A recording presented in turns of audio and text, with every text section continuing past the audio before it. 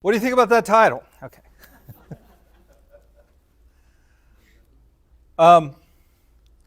So in Joshua, of course, Moses has passed away and Joshua takes over. And Joshua is to lead the Israelites into the promised land. And Joshua, being the man that Moses chose and was a man of God,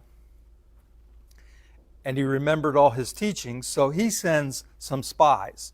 Because if you recall, Joshua was one of the spies that Moses sent into the land to check out the land. And they come back and they said, oh no, there's giants. But Joshua said, no, God's going to lead us. And so when Joshua takes over, he does the same thing. He sends 2 spies into the land. And they come to Jericho. And in Jericho, they go to, let's see, how does it say? A prostitute. And now, I say that because I don't agree with that. But I'll get there. But they go to this woman, her name is Rehab, and they stay at her house. And when the king, or the leader of Jericho, king, realizes that there's spies in Jericho, he goes and he looks for them. And where's the first place he goes? He goes to Rehab. Well, why would you go to Rehab? Probably because she runs an inn. Okay? So you don't know this about Rehab, but she was one of the first Airbnb persons. Okay? So everybody that came there, Jericho was a big merchant place, a trading spot. And so all the travelers would come there and they would look up on their iPhones and they would see, oh, Rehab, she's got an Airbnb and she's got a couple rooms for us. And so they would go stay there. Okay, I might stretch that a little bit into the future. But anyway, so Rehab decides she's going to, hide her tenants. So she takes them up to the roof and she puts them underneath some flaxseed branches. Sorry. And there's no spies here. And then when the king and his men leave, she says to the spies, remember me, because I have heard about your God and all that has happened in the past with your God. And I believe that your God is a mighty God. So remember me when you come to take the city. And they said to her, take this scarlet cord and tie it outside your window. And with that scarlet cord, we will know and you will be safe. Interesting. Scarlet cord. What do we think of when we think of the red light district? See? You see where that comes from? Scarlet letter. Hawthorne's book about the woman that was supposedly a adulteress, and she got the scarlet A that she had to wear around. It all comes back to this story. But let's stop and look at this for a second. Why do we take someone that is a hero, a heroine, in the story and make them out to be somebody lowly? Anybody give a guess?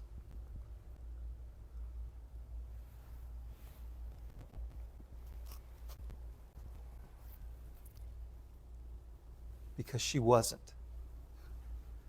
She wasn't a subservient woman. If we look in the story in Joshua, near the 6th chapter, we find out that she indeed was saved when they sacked Jericho, when they went around Jericho and blew their horns for 7 days, and then finally the walls of Jericho fell down, except for where Rehab lived. And she was saved. And she went and she joined the Israelites. Her and her family, her father, her mother, her brothers. What's missing? Yes. Probably why we call her a prostitute or a harlot, as some of the translations are. Because, say the synonym? Same thing, harlot and prostitute. So the W word, I'm not going to say it, and a prostitute is the same thing? I don't think so. I think one the terminology, one sells it and the other. One charges money. There you go. So, but what's the worst thing you can call a woman? Especially a businesswoman. Madam. Yeah, we got to degrade her, don't we? We can't allow her to be a businesswoman who's got a successful business, obviously. I think that's why we use this term for her. This term, because she broke the mold. She was a woman who didn't marry, and she had a business of her own. You don't know anybody that would say that, oh, she got to where she was because she slept her way to the top. Yeah, we don't know anybody would say something like that to a woman that's climbing the corporate ladder or the political ladder. We have degraded women for centuries because they don't fit the mold of a subservient woman. Now, I believe this is a good metaphorical story. Rehab lives in Jericho. Jericho is a merchant city. Lots of people come. And it's a very worldly city. And then the Israelites come. People that are trying to follow God, trying to make a difference in the world, trying to live with justice and equality and live a life that's suitable to God. Rehab sees this. Rehab sees this, and she wants to be a part of that world, not the world that she is in, one that degrades her because she's just a woman. So she rises up and she says, I do not want to be part of this world where you have to struggle for power and acceptance, especially if you're pushed to the margins of society as a woman. She is one of the oppressed. She is one of those that are living on the outskirts of society just because she's a woman. We see that today. Not only women, but the LGBTQ people. They're wanting to be pushed to the edge of society because that's the way the world works. It works out of power, control, and it's always looking for people to be subservient to other people. Rehab said, I don't want to be a part of that. I want to be a part of this Israelite community. One that looks for justice. One that looks to serve a God that is loving and compassionate. One that is able to look at their enemies and say, we can save you. We will spare you. We will show you love that you showed us. She wants to be part of that community. I was going to read this. I'll read it. This is a kind of a different take on the story of Rehab. In the ancient city of Jericho, Known for its towering walls and bustling marketplaces, there lived Rahab, a woman who defied expectations. While many in Jericho whispered about her independence, calling her a harlot and a prostitute, because of her unwillingness to marry just to be married, and because she was a businesswoman, something that didn't set right with her town nor her culture. Despite all of this, Rahab carried herself with quiet dignity, commanding respect through her keen mind and her unwavering courage. She was known not only for her sharp business wisdom as an innkeeper, but also for her generosity and fairness to those in need. Rahab was fiercely independent, rejecting the constraints that society imposed on women. Her inn, situated along the city wall, was more than just a place for weary travelers to rest. It was a gathering spot where merchants, travelers, and seekers exchanged news, ideas, and stories.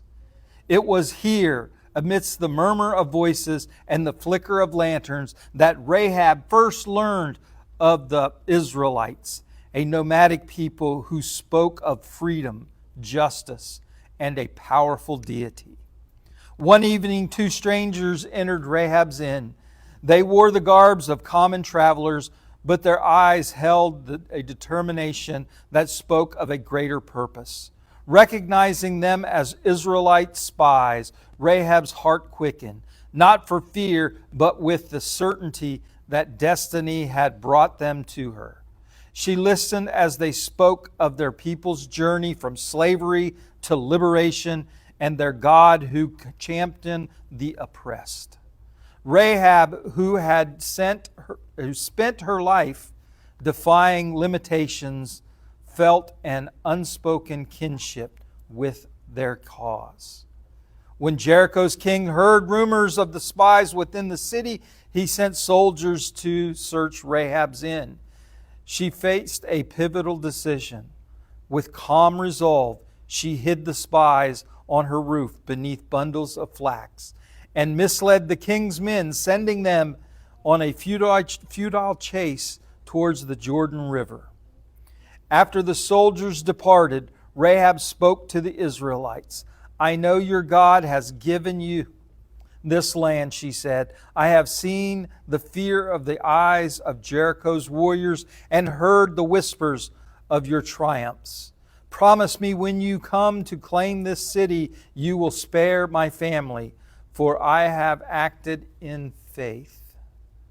The spies agreed, giving her a scarlet cord to tie in the window as a sign of protection. As dawn broke, Rahab watched them disappear into the hills, carrying her hope with them. Days later, the Israelites surrounded Jericho. The city trembled as their chants rose, each note that harbinger of change. The great walls, thought once invincible, crumbled like sand. Amid the chaos, Rahab's inn stood untouched, marked by the scarlet cord, a testament to her bravery and her bond she had forged. Rahab and her family were welcomed into the Israelite community, where her leadership and insight became invaluable. No longer just an innkeeper, Rahab's legacy grew as a symbol of courage, a woman who had dared to break free from the chains of her past and become a hero whose story would go on for generations to be told. Rahab, breaking away from the bonds of a society to the freedom that we find under God. I hope we can feel that same bond with her. Just a little end note here. Do you know who Rahab's great-great-grandson was? Boaz. is one of her grandsons.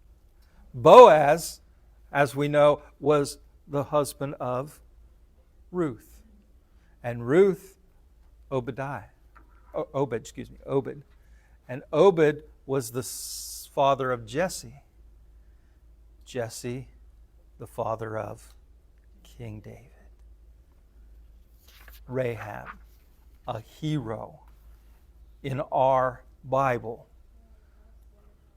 Don't talk to her as a harlot, but as a liberator, as one who broke the chains of oppression and showed the way for an entire community, the entire Israel community, into the promised land. May we be as brave as she and encourage others to join in this promised land that we call heaven on earth, that we call our church, our community of love and compassion. Amen.